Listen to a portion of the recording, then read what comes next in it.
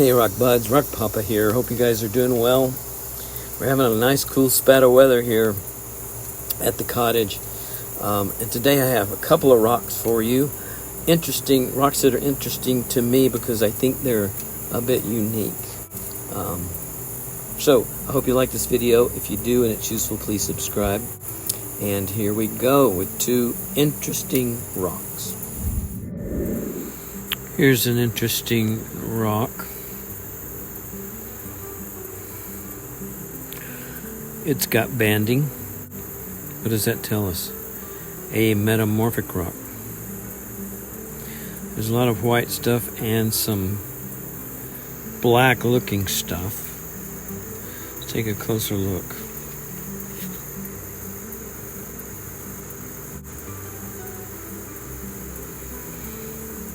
The white stuff in the bands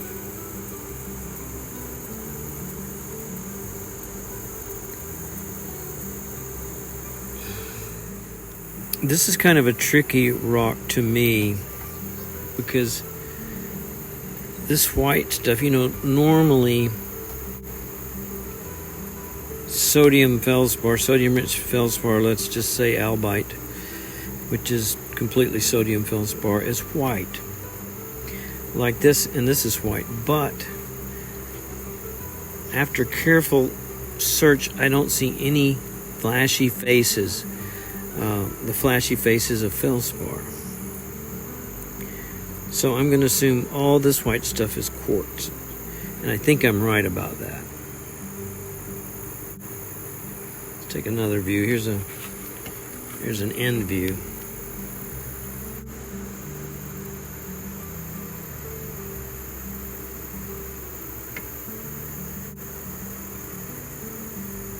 So I think we've got a metamorphic rock that's composed of quartz, no feldspar, and a lot of mica. Now, the next question is this Muscovite or biotite mica or a combination? Good question.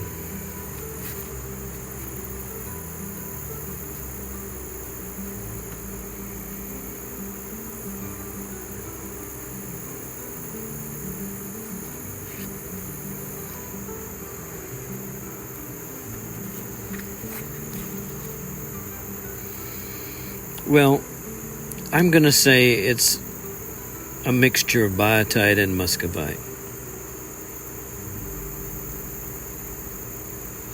Looks to me like there's more muscovite. Okay.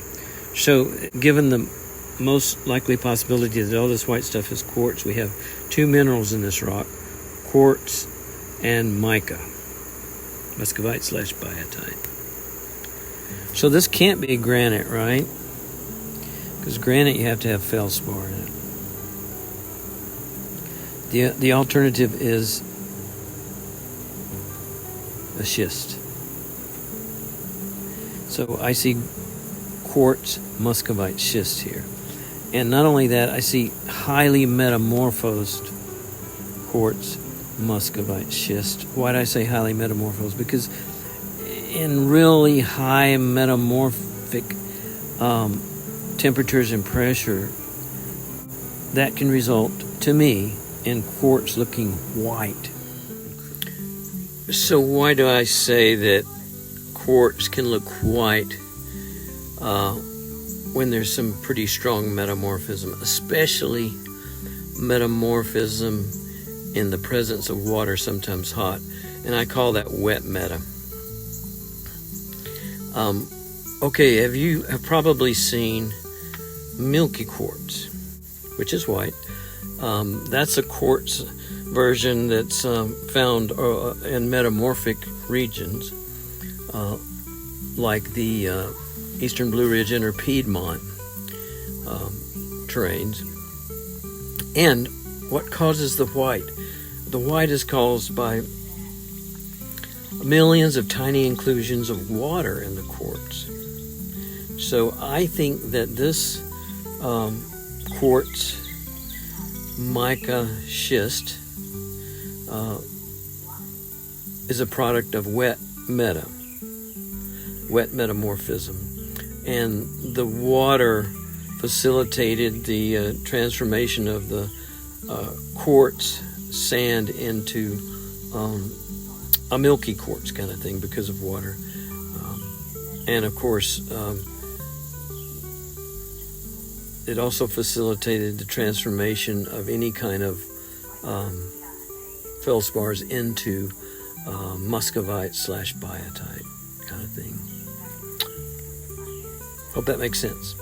I would say that this used to be sediments, sand and mud, and it was metamorphosed in a slightly wet condition. Muscovite and biotite are both hydrous minerals. I could be wrong. It could be a granite that was metamorphosed when a lot of water was present. And that might have metamorphosed the feldspar into mica, Muscovite mica. But for now, I'm just going to call this a quartz mica schist. Okay, here we have another rock.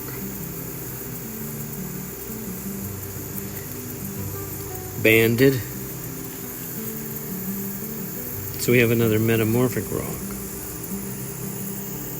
And once again, all this these light-colored bands,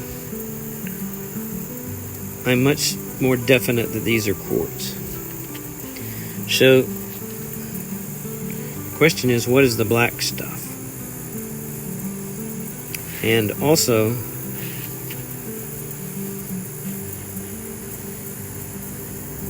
I see spots. What are those? Right, garnet. Probably almandine garnet. So let's scratch the black stuff and see what happens.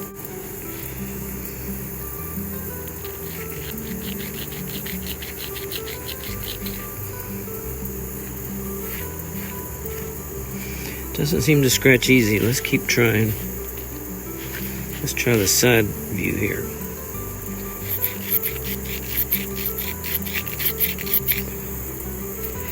Yeah, I'm getting some scratch. Here. So that's the scratch. If you can wipe off the marks, and then the black material is being scratched. Let's try this top again.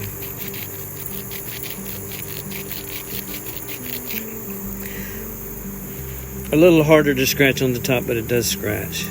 So what does that tell us the black stuff is? Right, biotite. So we have quartz, a metamorphic rock with quartz, biotite, and garnet in it. Feldspar, we don't got. So it can't be a gneiss. In other words, it's not going to be biotite gneiss because you've got to have feldspar. More than likely albite to have biotite gneiss. Just three minerals, but two major minerals, quartz and biotite. So we're going to have to call this a quartz biotite schist, quartz biotite garnet schist, because that's garnet. So, what does the garnet tell us? The garnet tells us that this was metamorphosed to the first stage of what I call dry metamorphism. In other words, the biotite has not been converted to chlorite, and that's what you would have if you were in a wet metamorphic situation, because chlorite is more hydrous than biotite. Instead, you get garnet. So that tells us that this was probably metamorphosed under fairly dry circumstances that produced garnet as the indicator mineral. Garnet is not a hydrous mineral. It does contain iron. And the iron in the biotite could have gone to garnet during the metamorphism. So, a quartz biotite garnet schist that is the product of what I'm going to call dry metamorphism, the early stages of dry metamorphism. If there had been if the dry metamorphism had been hotter and drier, you might have gotten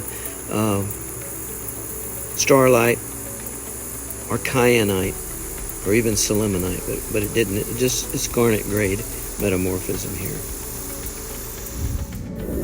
Okay, so there you have it, a quartz muscovite schist, probably metamorphosed in via wet metamorphism, and a quartz biotite garnet schist that was probably metamorphosed during in dry metamorphic situations.